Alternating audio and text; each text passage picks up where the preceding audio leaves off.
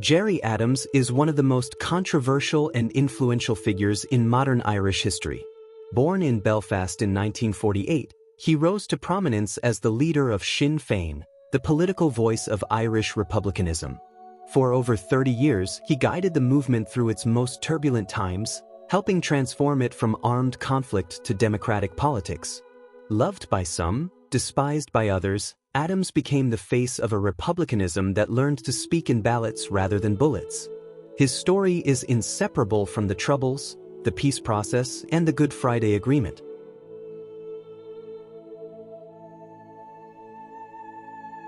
Adams was born into a working-class Catholic family in West Belfast, an area at the heart of the nationalist struggle. His father, a former IRA member, instilled in him a strong Republican identity. Growing up, Adams witnessed the daily discrimination and hardship faced by Catholics in Northern Ireland. By the late 1960s, the civil rights movement was demanding equality, but peaceful protests were met with violence. These events shaped young Adams profoundly. Like many of his generation, he was drawn into the Republican cause, convinced that Ireland's future had to be free from British rule. By the early 1970s, Adams was already seen as a leading figure in Republican activism. Although he always denied formal membership of the Provisional IRA, British and Irish authorities accused him of playing a senior role. He was interned without trial in 1972, experiencing firsthand the heavy hand of state repression. Later that same year, Adams took part in secret talks between the IRA and the British government. These discussions exposed him to the possibilities of negotiation, planting the seeds for his future as a political strategist as well as a revolutionary. Adams entered electoral politics in 1983, winning the Westminster seat of West Belfast. Sinn Féin's policy of abstention meant he never took his seat, but his victory symbolized the growing appeal of Republican politics. Under his leadership, Sinn Féin developed the controversial ballot box and Armalite strategy, combining armed struggle with political activism. While this dual approach angered critics, it allowed Sinn Féin to build momentum. Adams became not just a voice for the armed struggle, but a shrewd political operator who understood that the battle for Ireland would be fought in multiple arenas.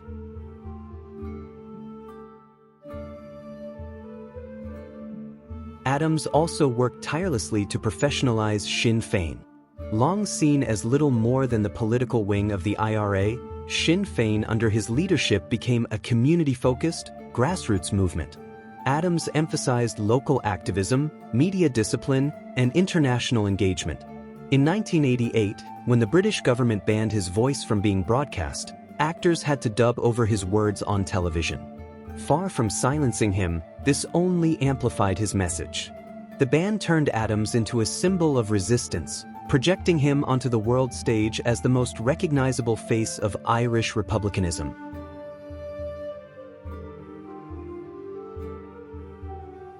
The hunger strikes of 1980 and 1981 transformed Sinn Féin and Adams' career. Bobby Sands and 9 others died protesting the treatment of Republican prisoners. Their sacrifice electrified nationalist communities and showed the power of political struggle. Adams played a central role in shaping the messaging around the strikes, encouraging Sinn Féin to contest elections. Sands' election to Parliament during the strike convinced Republicans of the potential of ballots. Adams helped craft the dual strategy of armed struggle and electoral politics, which would carry Sinn Féin from the margins of Irish life to the center. Throughout the 1980s and 1990s, Adams secretly engaged in dialogue with opponents. Most famous were his talks with John Hume, leader of the nationalist SDLP. Though bitter rivals, their discussions laid crucial groundwork for peace. For Adams, these talks were dangerous. Many Republicans saw dialogue with the British or moderates as betrayal. But Adams had the vision to see negotiation not as surrender, but as strategy. His balancing act, keeping hardliners on board while opening doors to peace, would prove vital. Without his quiet persistence, the possibility of a settlement would have been far more remote. Adams' career was marked by constant danger. In 1984, Loyalist gunmen ambushed his car, leaving him seriously wounded. Yet assassination attempts only reinforced his symbolic power. He became not just a politician, but a living representation of Republican resilience. While many leaders might have retreated, Adams pressed forward. His survival strengthened his belief that dialogue was the only sustainable path. Even as bullets flew, he was carefully steering Republicans towards the realization that armed struggle could not last forever. In the years ahead, that conviction would change the course of Irish history.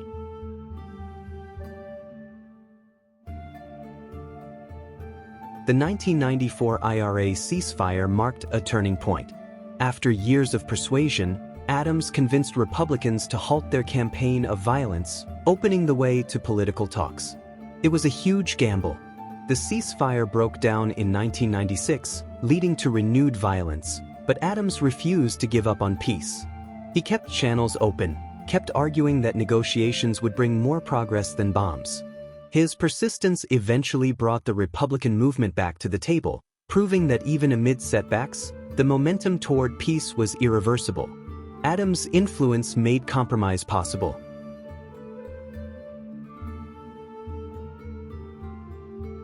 "1998 brought the crowning moment, the Good Friday Agreement. Negotiated by British Prime Minister Tony Blair, Irish Taoiseach Bertie Ahern, and Northern Irish leaders, the agreement set up a power-sharing government in Belfast. It recognized both nationalist and unionist identities, promising that Northern Ireland would remain part of the UK until its people voted otherwise. Adams played a decisive role in bringing Sinn Féin on board. For many Republicans, compromise was bitter, but Adams sold the agreement as a stepping stone toward unity.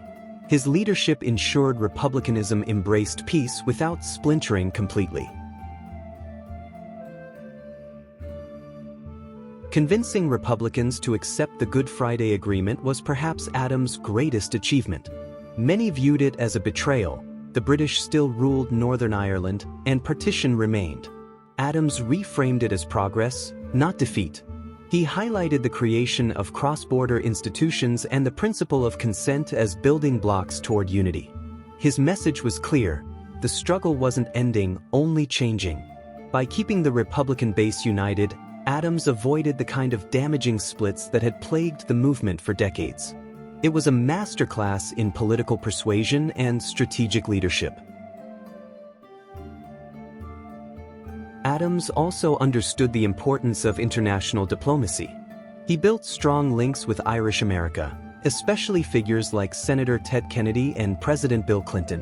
In 1995, Adams visited the White House, an event unthinkable just years earlier. U.S. involvement proved crucial, giving Republicans legitimacy and pressuring the British to engage seriously in talks. Adams knew how to use this global stage to his advantage. By presenting Sinn Féin as modern and forward-looking, he reshaped how the world saw the Republican cause. Diplomacy became as important as street politics or grassroots activism. Still, Adams succeeded in keeping the Republican movement united under Sinn Féin. Historically prone to splits, Republicans under his leadership avoided large-scale fractures. Sinn Féin steadily grew in strength, eventually overtaking the SDLP as the dominant nationalist party in Northern Ireland. This was no accident. Adams emphasized discipline, community work, and long-term strategy. He built a political machine capable of challenging unionists on equal footing. By the early 2000s, Sinn Féin had become central to Northern Irish politics. Adams' ability to hold the movement together was one of his greatest political achievements.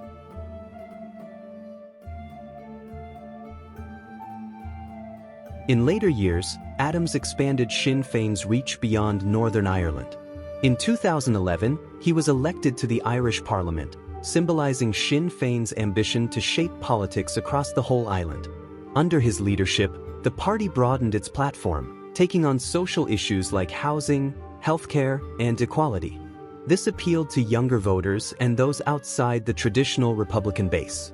By positioning Sinn Féin as a left-wing alternative in the Republic, Adams ensured the party would remain relevant. His groundwork paved the way for Sinn Féin's stunning electoral surge in the 2020s.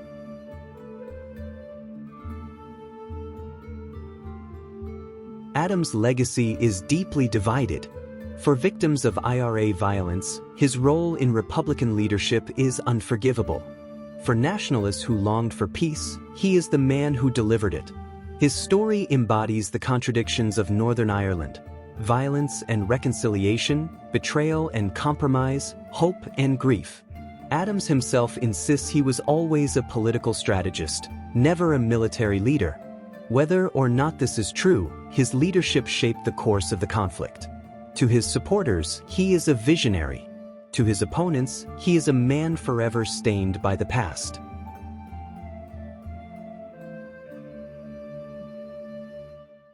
The Good Friday Agreement did not end all tensions, but it transformed the political landscape. Adams' role in this transformation cannot be overstated.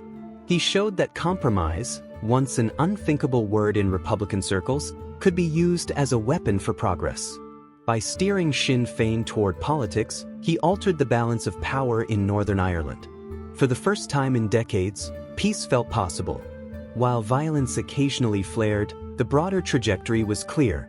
The future lay in ballots, not bombs. Without Adams' persistence, this transformation might never have taken root.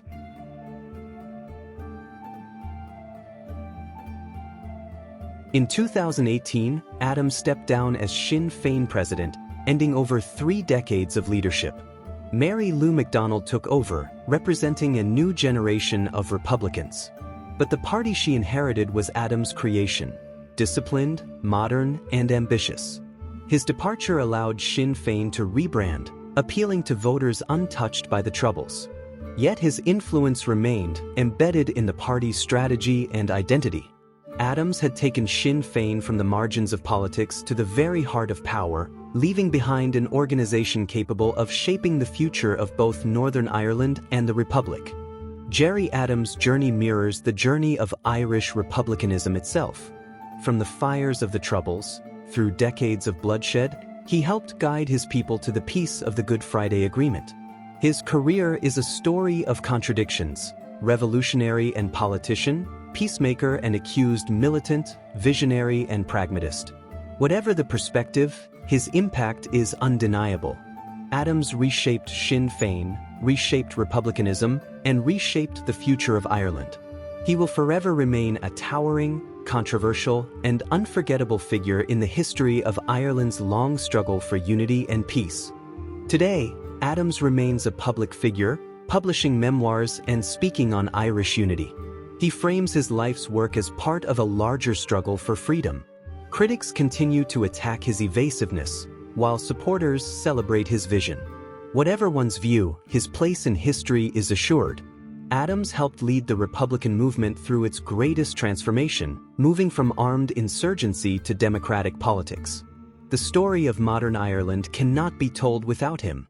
He remains a man who embodied both the tragedy of conflict and the possibilities of peace. Ireland, a land of legends, battles, and untold stories. For centuries, its history has been written in blood and poetry, myth and memory. But how much of that history do we really know? From the clash of Vikings and High Kings, to the Norman invasion that reshaped a nation, from the famine that scattered millions across the world, to the struggle for independence that shook an empire, Ireland's story is one of resilience, defiance, and survival. And in the modern era, revolution, rebellion, and reconciliation. Voices once silenced by conflict found a place in peace. Figures like Gerry Adams, Michael Collins, and countless others remind us that history is never simple. It's contested, alive, and still shaping the Ireland we see today. But Emerald Chronicle is more than politics and wars. We journey into the myths and legends, the Banshee's Cry, the Pucker's Mischief, the epic saga of Cú Chulainn. These stories aren't just folklore, they are windows into Ireland's soul, where gods and heroes walk beside ordinary people. We are here to promote Irish culture and present our country's past in a fair and neutral way. We love the history, myths, legends, and folk tales of Ireland, and we strive to tell these stories with as much accuracy as possible, without prejudice or bias. All research, writing, and production at Emerald Chronicle is 100% human work, the product of deep study, passion, and dedication. Where the past left no photographs, no film, no surviving images, we carefully use modern AI tools to create authentic visuals that help bring these ancient worlds to life. Emerald Chronicle is a labour of love, created by Irish historian Gerry Hannan. It is funded solely through YouTube advertising and will always remain free to view for Irish history lovers at home and abroad. Subscribe today and join us on this journey through centuries of struggle, myth, and memory. Emerald Chronicle, because Ireland's story is too extraordinary to be forgotten. And finally, if you believe our heritage deserves its place in the modern world of multiculturalism, please support us by liking, sharing, and commenting. Your voice helps keep Irish culture alive for future generations.